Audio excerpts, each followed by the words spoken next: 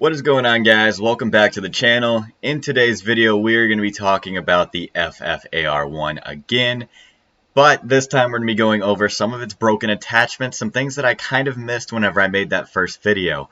Lately, I've been seeing a lot of different people saying that the Task Force barrel really improves the recoil, and so does the bruiser grip, and then also the Raider stock makes this gun very, very fast whenever you move from side to side. So I'm going to be testing all these things. I'm going to show you guys all the footage that I gathered. A lot of people are interested in the FFAR1 because, as you can see here from my time to kill graph, the FFAR1 has the fastest time to kill out of any of the assault rifles in the game right now. The red line is the AMAX, and you can see that it has a better time to kill than that. Something to know about my time to kill graph real quick, it includes the aim down sight speed. It's also in reverse order right here, so it goes down. The graph goes down, therefore your time to kill gets longer and worse as you move on through and increase your distance.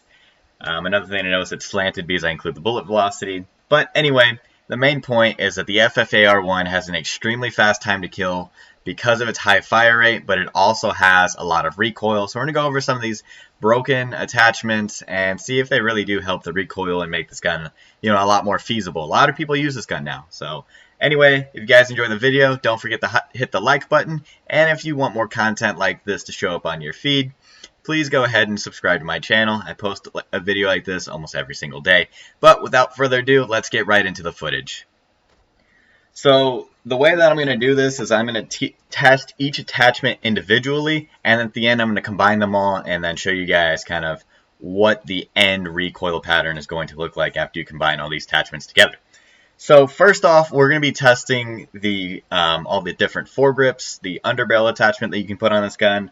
The first recoil pattern you're going to see is just going to be the base recoil pattern with nothing going on. I'm not trying to change the recoil in any way. The second one is going to be with the field agent grip, which is supposed to be the best grip in the game, and then on the Black Ops Cold War weapons. And then finally, I'm going to be testing the bruiser grip, which is the rumored supposed to be a lot better than the field agent grip on a lot of guns, even though the bruiser grip just says that it increases your melee quickness.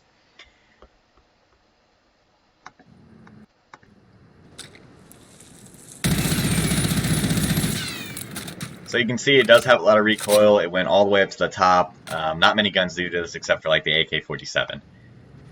This is the field agent grip. The field agent grip definitely tightens the spread, but it doesn't do anything much about the vertical recoil. And then here's the bruiser grip. As you can see right here, it not only tightened the recoil a little bit, it also significantly shortened the vertical recoil control as well. So as far as grips go, I can confirm that the bruiser grip is what you should be using on your FFAR1 class. Let's move on to the barrels. Again, this is just the base weapon so that we can compare all the barrels side by side and everything's going to be a lot easier to see.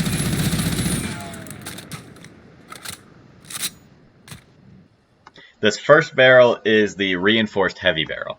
Something I noticed about this barrel that you'll see in a minute is that it appears to make the recoil worse. And then I went ahead and tested all the other barrels after this just to make sure that I wasn't, it wasn't something unique to the reinforced barrel. It seems like they all make the recoil pattern worse. And I'll show you guys that in a second. So you can see like it went all the way up to the top. It looks like it swung left to right a lot more. And then this is the Task Force barrel, which is supposed to increase your damage, bullet velocity, and effective damage range. I did a video about the Task Force barrel earlier on my channel and found out that it doesn't increase the damage on any of the weapons. And I can't promise anything about the bullet velocity or effective damage range. There are a lot of people are saying that the Task Force barrel does nothing. But here you can see that it actually does help the recoil control.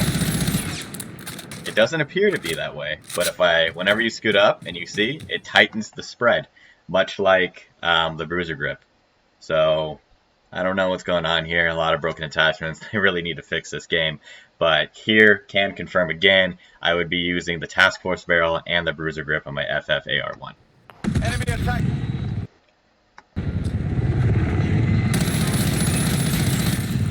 And then that barrel that you just saw right there is the takedown barrel, and you can see it's very similar to the recoil pattern on the reinforced heavy barrel.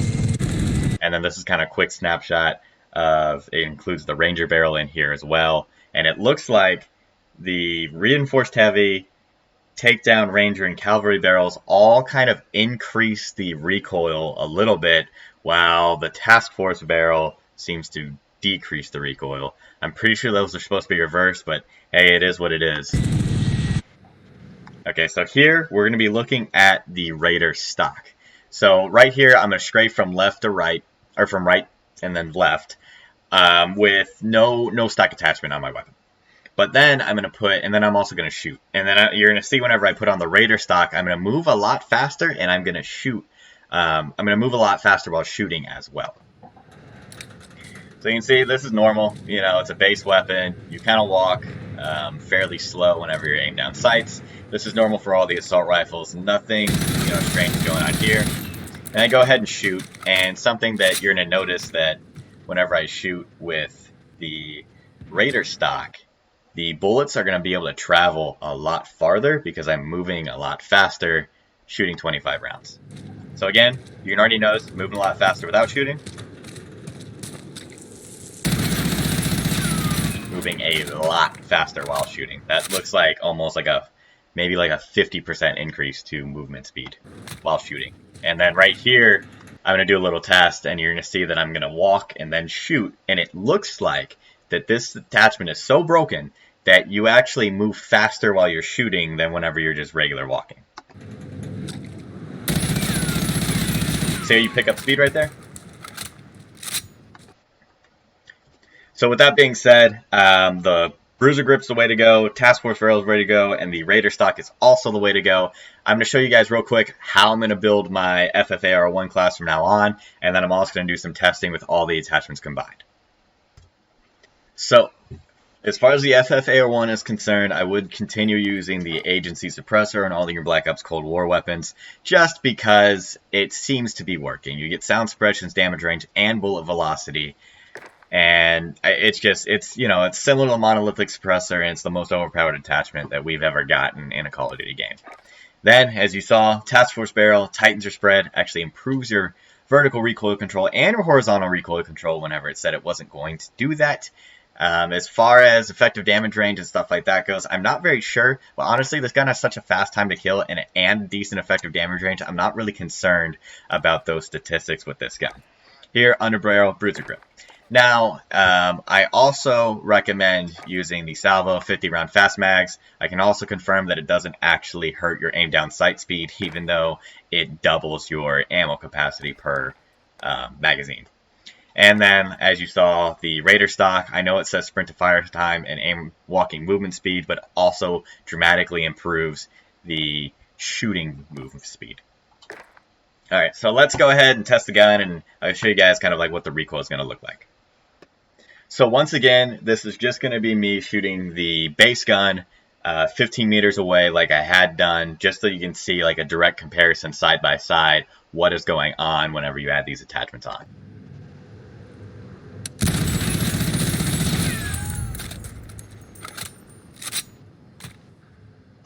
And then here's all the attachments that I mentioned before. So right here, you can see right away that it is definitely a tighter bullet spread, even all the way up. I think I shot like 32 rounds right there, which is even more than 25. And this next one, I'm going to make sure to only shoot 25 to see what the vertical is like. It looks about the same. But honestly, that tighter spread is kind of what's most important with this gun. You want to get rid of that snake kind of recoil pattern. You want to turn it into just like a straight line, similar to like the AMAX and the AK-47. Both those guns are actually pretty easy to control once you kind of get the hang of it, especially because they're just going straight up. And then right here, you can see that vertical looks about the same, but the horizontal is definitely a lot better. And then right here, I'm going to try and do my best to control the recoil on this gun, just so that you guys can see kind of like what to expect the actual kind of bullet spread to look like whenever you're trying to control the recoil. Hey, disregard order. I haven't shot all 50 rounds right there, and you can see, like, it's really not that bad. So, my conclusion on this gun. So, the reason you want to use this gun is because of its insane time to kill, right? We talked about that before. However, I don't think that recoil, all those broken attachments and everything are really going to make this gun effective downrange. I think this gun is going to be very effective inside 35 meters, just kind of how it was like intended, with no additional effective damage range attachments or anything like that. That's where its damage drops off. However, because it is an assault rifle, I think that this gun is going to be very effective in something like Rebirth or a Mini Royale or something like that. But as far as like your standard Battle Royale in Verdansk, I would still consider, I would use the M4, the Kilo, or the CR56 AMAX. The AMAX is one of the guns that I've been using a lot more lately, and I think I like it even more than I like the M4 just because of its insanely short time to kill. Especially, it's very viable up close, it's very viable at distance, and that is the gun that I will be primarily using for the next, I don't know, until a new nerf, patch, buff, whatever comes out. Anyway, guys, don't forget to hit the thumbs up if you enjoyed the video, and subscribe to my channel. Thank you guys for watching, and I hope you all have a great day.